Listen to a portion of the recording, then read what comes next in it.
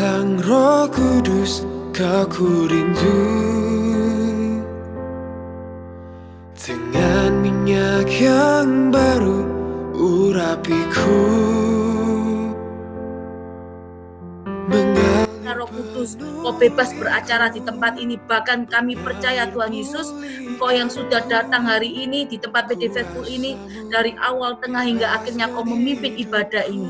Dan kami percaya nama-Mu ditinggikan, nama-Mu dipermuliakan di atas PD Faithful ini. Terima kasih Tuhan Yesus, haleluya, amin. Puji Tuhan, saya bersyukur kita boleh ketemu kembali 1 minggu ke depan ini di awal bulan Agustus ini. Ya, mari kita sama-sama ya. Sekali lagi kita sama-sama belajar untuk firman, sama-sama mengenal karakter yang Tuhan kita sembah. Jadi kita langsung buka di kitab Kejadian 42. Ya, ayo sama-sama kita buka ya dulu, saudara, di kitab Kejadian 42. Firman Tuhan yang mau Tuhan sampaikan di Kejadian 42 ini sampai di ayat 1. Jadi saya cuma mau ceritakan dulu ya, Yusuf ini siapa. Kita seringkali sudah baca, apalagi mungkin yang kemarin sudah ikuti PD Bekasi. Saya hanya mengulang. Jadi firman ini sebetulnya firman yang saya hanya menceritakan asal-usul Yusuf, yang mereka yang di Bekasi kemarin juga sudah mendengarnya. Jadi saya mau cerita dulu. Kita semua tahu Yusuf itu siapa. Kita semua sering mendengar, kita sering mengerti dalam firman Tuhan siapa Yusuf ini. Yusuf adalah seorang anak dari Yakub, anak yang lahir di masa tuanya. Yusuf ini seorang yang luar biasa. Yusuf ini seorang yang dipilih Tuhan untuk menjadi orang nomor 2 di dalam tanah Mesir. Jadi Yusuf ini seorang yang luar biasa, punya karakter yang bagus, karakter yang tidak seperti saudara-saudaranya. Yusuf ini anak yang luar biasa. Kenapa kok saya katakan anak yang luar biasa? Karena anak ini lahir di masa tua Yakub, di mana dia juga mengalami, pada saat dia lahir, dia mengalami yang namanya zona nyaman.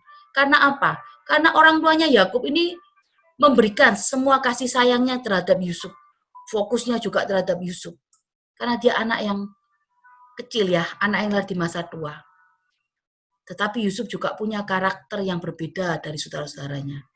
Karakter yang tidak mengikuti kejahatan saudara-saudaranya. Kenapa kok saya katakan itu? Karena itu tertulis di Kejadian 37. Pak, dia sering sekali melaporkan kejahatan saudara-saudaranya kepada Yakub. Jadi dia seorang yang berbeda.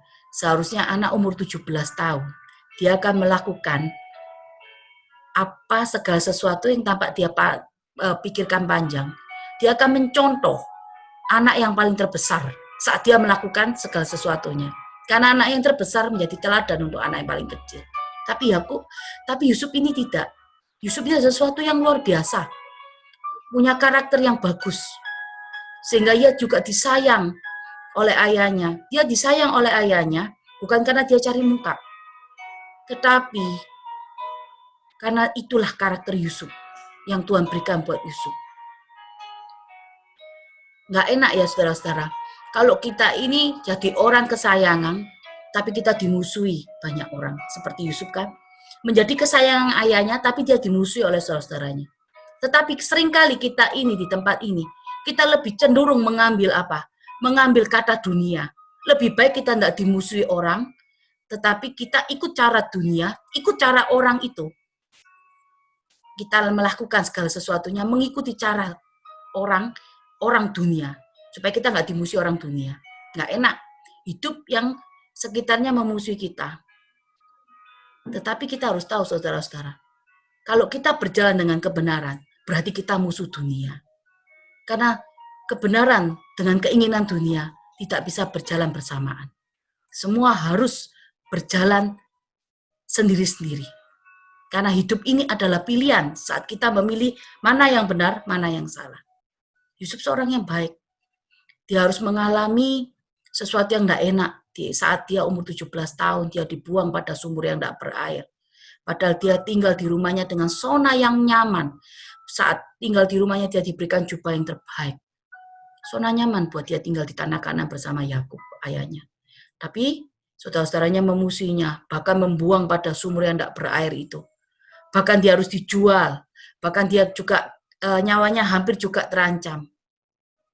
Yusuf bisa waktu itu juga mengambil keputusan untuk membenci saudara-saudaranya. Kenapa kok saya katakan itu? Karena itu perlakuan saudara-saudaranya terhadap Yusuf cukup sekali kejam. Bukan seperti saudara, tapi seperti seorang musuh. Tapi di ayat 42 ini, apa yang dilakukan Yusuf? Di ayat 25. Di ayat 24, maka Yusuf mengundurkan diri, lalu menangis. Yusuf tidak membenci saudaranya. Dia cuma menangis. Dia merasa kasihan terhadap saudaranya. Apa yang saudaranya lakukan buat dia tidak pernah mengingatnya. Kenapa kok saya katakan tidak pernah mengingat? Karena dia menangis. Dia sangat sayang terhadap saudaranya. Dia tidak mau berbuat seperti itu. Kenapa kok Yusuf membentak saudaranya sebagai pengintai? Dia mau melihat gimana saudara yang dia temui saat ini. Beda atau sama dengan saudara yang berapa puluh tahun yang lalu dia temui. Dia mencoba memberikan ujian pada saudaranya. Gimana karakter saudaranya? Sudah berubah ataukah tetap sama? Kenapa kok Yusuf menangis? Karena ada satu perkataan saudaranya yang buat Yusuf benar-benar menangis. Ini ya.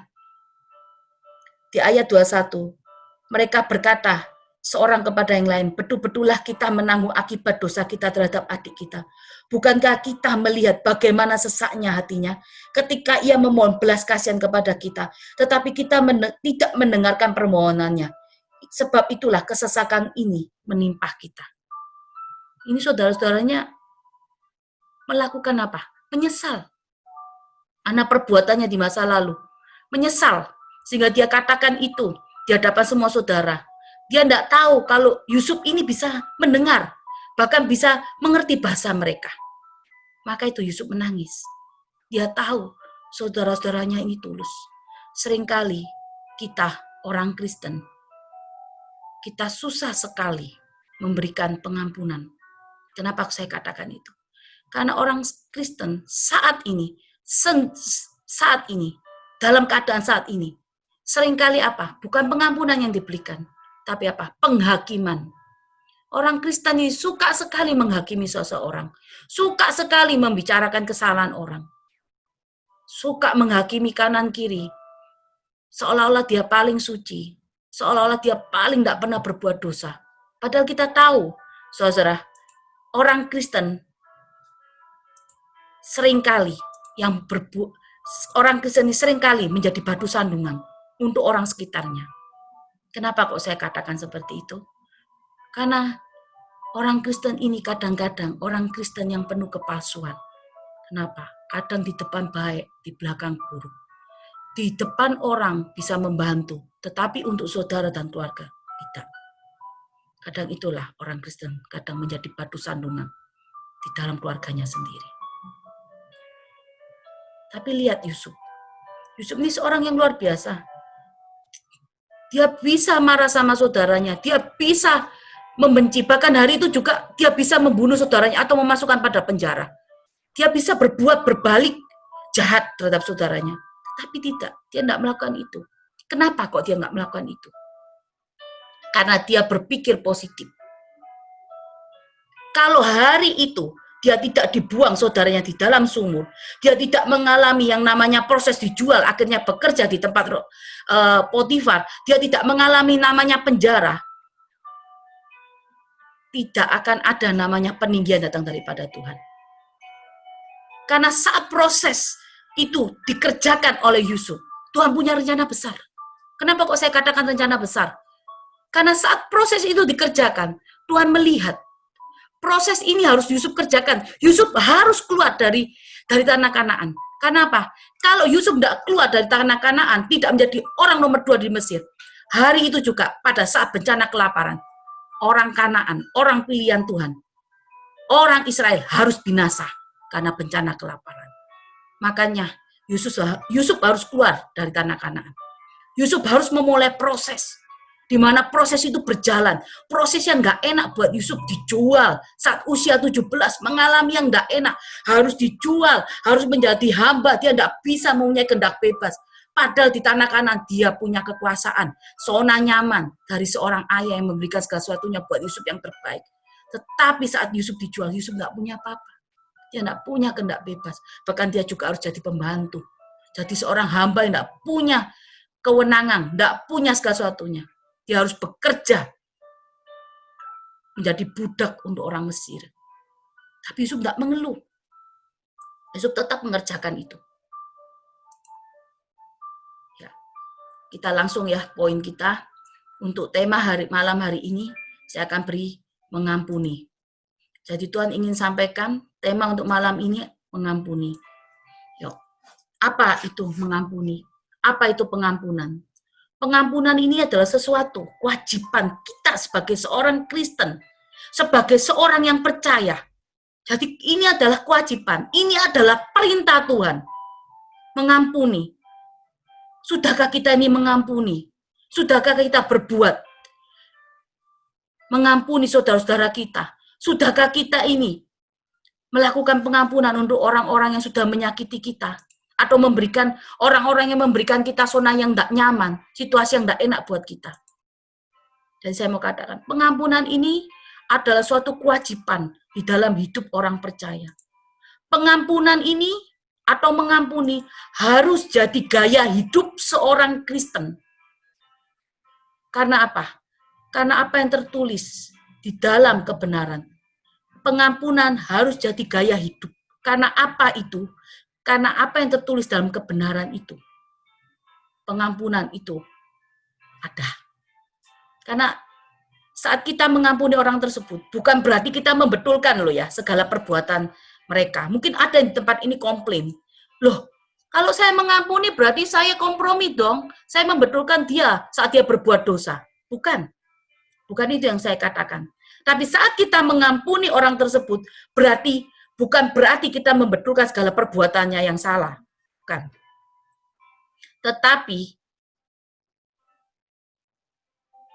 kewajiban kita memberikan pengampunan itu yang harus kita berikan. Tetapi akibat dari dosa tetap ada. Kenapa kok saya katakan? Tetap ada. Dan akibat dari dosa itu tetap ada. Karena harus ditanggung oleh orang tersebut. Saya mau kasih contoh dulu. Daud saat dia terlibat perselingkuhan dengan Batseba, Tuhan mengampuni dosa Daud. Ditegur dengan Nabi Nathan, dia mengampuni. Tuhan mengampuni Daud. Tuhan mengampuni setiap dosa-dosa Daud. Tetapi akibat dari dosa, Daud tetap harus menanggung. Apa yang Tuhan kerjakan? Anak dari Batseba yang lahir, Tuhan ambil. Meninggal. Jadi saya mau katakan, pengampunan ini adalah kewajiban kita sebagai orang Kristen, sebagai orang percaya, kita harus mengampuni. Kalau pengampunan ini tidak kita kerjakan, berarti kita sedang bertentangan dengan jalan kebenaran. Biarkan pengampunan ini menjadi gaya hidup buat kita. Karena pengampunan ini harus berjalan dengan kebenaran. Kalau kita tahu kebenaran, berarti kita juga harus mengampuni. Ini yang saya mau katakan. Ya, jadi akibat dosa pasti ada. Setiap orang yang melakukan kesalahan, walaupun dia diampuni, dia tetap harus menanggung akibat dari dosa itu. Jadi kewajiban kita saat ini hanya mengampuni atau memberikan pengampunan. Ya. Oke, langsung saya akan masuk poin. Mengapa pengampunan harus dilakukan dalam hidup kita sebagai orang percaya? Kenapa? Kita langsung masuk poin pertama ya. Pengampunan adalah perintah Tuhan. Pengampunan ini adalah perintah Tuhan. Pengampunan ini adalah kewajiban kita untuk memberikan pengampunan buat orang yang bersalah pada kita. Kita langsung buka di ayatnya, Matius 6 ayat 12. Ya. Matius 6 ayat 12, ampunilah kami akan kesalahan kami seperti kami juga mengampuni yang bersalah kepada kami. Kalau kita mengampuni orang yang bersalah pada kita, Tuhan juga mengampuni dosa kita. Jadi semua itu ada timbal balik, saudara-saudara. Sama di Matius 5 ayat 44. Tetapi aku berkata kepadamu, kasihilah musuhmu dan berdoalah bagi mereka yang menganiaya kamu. Aku ini di tempat Matius 5 ayat 44 ini, aku ini huruf besar. Berarti aku ini berbicara siapa? Tuhan yang memerintahkan. Maka itu saya katakan, pengampunan adalah sebuah perintah. Pengampunan adalah sebuah perintah Tuhan buat kita di tempat ini semua. Kalau kita tidak ngampuni, kalau kita tidak bisa memberikan pengampunan, bagaimana Tuhan bisa mengampuni setiap dosa kita? Pernahkah kita ini kalau disakiti orang, atau kita ditipu, atau mungkin kita melakukan kesalahan yang fatal, pernah nggak kita ini berdoa, mengampuni dan memberkati mereka? Pasti sebagai seorang Kristen susah untuk berbuat itu. Kita seringkali cuma, ya, kalau tiba-tiba yang menyakiti kita berbuat salah, tiba-tiba apa yang kita lakukan? Tiba-tiba yang menyakiti kita berbuat salah dan tiba-tiba dia tertimpa musibah. Apa yang kita lakukan? Kita cuma paling bilang satu hal. Syukur, tahu rasa, tabur tua itu apa yang dia sudah lakukan sama saya. Kalau orang bisa berkata seperti itu, berarti orang ini tidak pernah melakukan kesalahan, pastinya. Tapi hari ini Tuhan yang mau katakan buat kita, ampuni. Kenapa? Kita semua tidak pernah luput dari kesalahan. Besar, kecil. Kita semua ini manusia tidak sempurna. Kita semua punya dosa.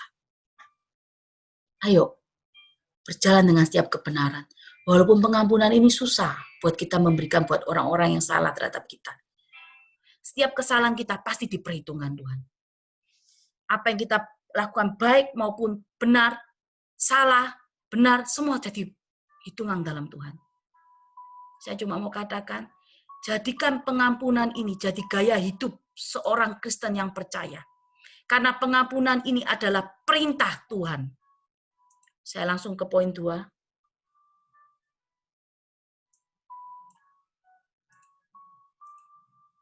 Karena Allah adalah kasih, maka pengampunan mendatangkan damai sejahtera. Kenapa kok Allah kasih? Karena Allah adalah kasih, maka pengampunan mendatangkan damai sejahtera. Saat kalau kita punya dendam terhadap seorang, kalau kita hidup kita hanya untuk mengingat-ingat kesalahan seseorang buat kita, itu terlalu gimana ya saudara-saudara? Berarti kehidupan kita ini terlalu dramatis. Buat apa kita mengingat kesalahan orang dalam kehidupan kita? Benar, orang itu melakukan kesalahan di dalam kehidupan kita. Benar. Tetapi saya cuma mau katakan, saudara, kalau hidup kita hanya cuma untuk mengingat kesalahan orang, kesalahan yang orang lakukan dalam kehidupan kita, berarti kehidupan kita ini terlalu dramatis. Tuhan ini Tuhan yang besar. Hidup ini harus dinikmati. Buat apa kita mengingat kesalahan orang terhadap kehidupan kita? Nikmati hidup kita. Kalau kita buang kesalahan, tidak mengingat kesalahan orang dan melakukan pengampunan, hidup kita terbebas dari kepahitan. Kalau kita tidak pahit, kita akan menikmati hidup. Bahkan kita akan melihat mujizat Tuhan. Kenapa kok saya katakan mau melihat mujizat Tuhan? Hari ini cuma saya katakan satu perkataan Tuhan, hikmat Tuhan yang baru Tuhan berikan buat saya. Yusuf bisa ambil keputusan untuk membenci saudaranya, bahkan juga memasukkan dalam penjara. Bisa, tapi tidak. Yusuf mengampuninya. Kenapa? Kalau Yusuf tidak jadi orang nomor 2 di dalam Mesir, hari ini bangsa Israel di tanah Kanaan pasti binasa. Hari ini, saudara bersama saya, mungkin hari ini punya kepahitan, mungkin hari ini punya kemarahan terhadap seorang atau orang tertentu, juga menghadapi situasi yang tidak enak, ya toh, menghadapi situasi yang tidak enak, menghadapi orang-orang yang tertentu menyakiti hati kita. Tapi ingatlah, semua itu Tuhan izinkan buat kita mengalami hal itu. Karena apa? Saat kita menghadapi orang yang tidak enak, menyakitkan hati kita, saat kita menghadapi situasi yang tidak baik dalam kehidupan kita, itu sebetulnya menghantar kita untuk kita menikmati janji Tuhan di depan. Tanpa proses itu, kita nggak akan bisa menikmati janji Tuhan. Kenapa?